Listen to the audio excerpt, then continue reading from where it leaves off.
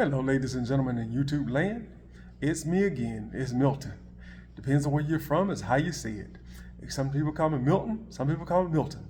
It's all the same to me. All right, let's get to it.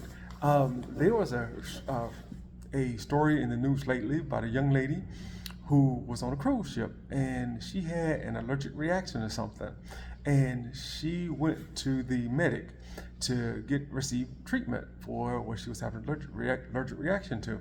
She was starting to swell and everything else, and they gave her they were going to give her some Benadryl. Well, when they were going to give her the Benadryl, they would charge her $390 for some Benadryl. The markup is, well, you go with it. So you go to the normal drugstore, whatever case it is it $390 or is it less?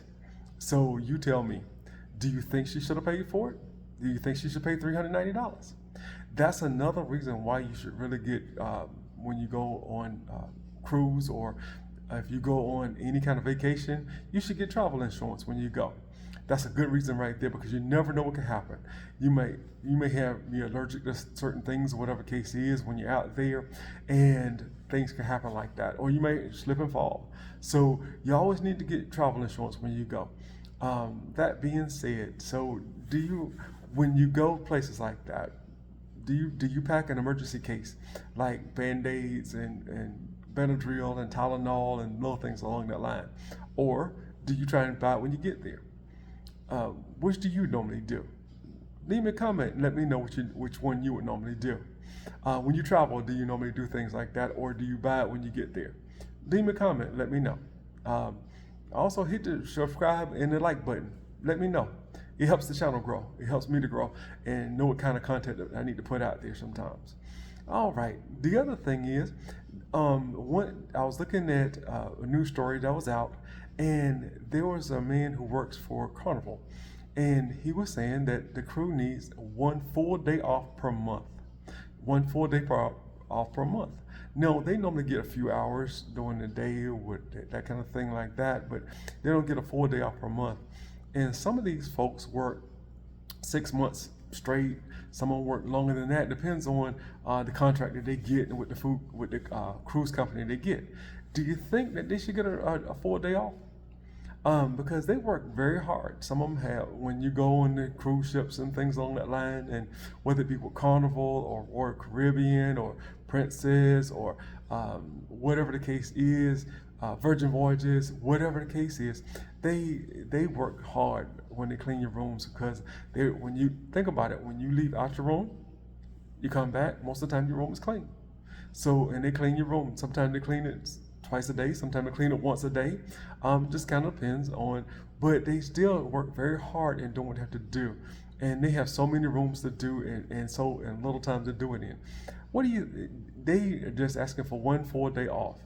I can see the pros and cons with that, because you will have, if you got a bartender, or if you got somebody that works in the restaurant or something like that, and they need a day off. Well, you have to have somebody to be able to cover them, and you have to switch around and rotate around along that line. But what do you think? Do you think they should get a full day off? If so, again, leave a comment in the comments down at the bottom. Let me know what you think. Let me know what you think. And there's one other story that's out there.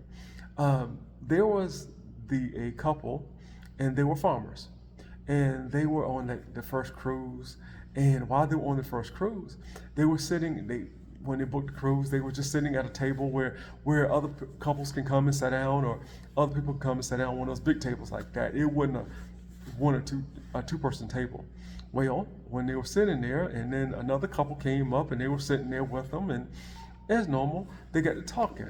And when they got to talking, they were trying to find out what each other did. Well, the couple that were farmers, while they were sitting there, they told the other couple they were farmers.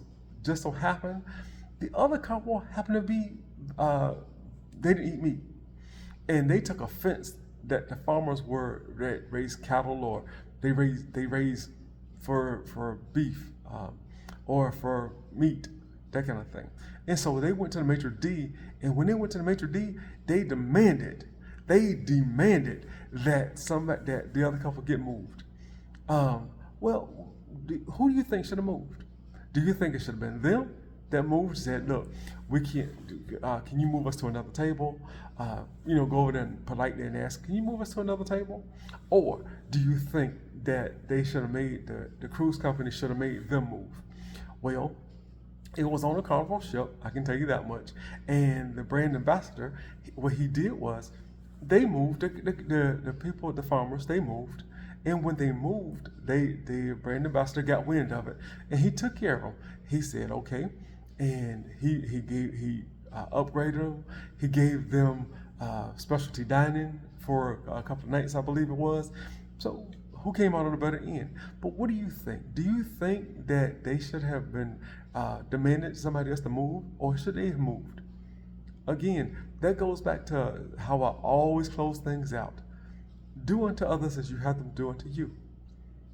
What do you think? Because if you want to be treated right, you should treat other people right. If you want to be treated wrong, well, you'll get what you sow. So what do you think? All right, if I've said anything to make you think, if I've said anything to enlighten your thinking or something, leave me a comment, share, subscribe, like. I'll greatly appreciate it. It helps the channel. It helps me grow as a new YouTuber. All right, thank you so much, and I appreciate all your attention, and y'all have a good day.